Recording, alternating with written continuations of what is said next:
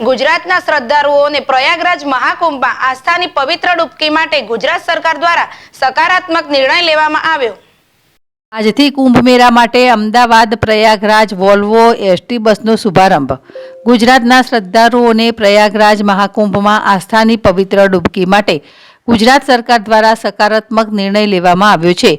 Gujarat tourism વિભાગ અને જીએસઆરટીસીના સંયુક્ત પ્રયાસ સ્વરૂપે ગુજરાતથી દરરોજ એક એસી વોલ્વો બસ પ્રયાગરાજ માટે ઉપડશે।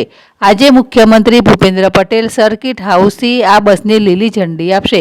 આ બસ સેવામાં શ્રદ્ધાળુઓને 3 રાત્રિ અને 4 દિવસનું પેકેજ મળશે, જેમાં પ્રતિ વ્યક્તિ પેકેજ માત્ર 8,100 રહેશે। ગુજરાતના શ્રદ્ધાળુઓને તમામ સેવાઓ અને સુવિધાઓ પૂરી પાડવા માટે રાજ્ય સરકારે ગુજરાતથી પ્રયાગરાજ માટે એસી વોલ્વોની શરૂઆત કરી છે।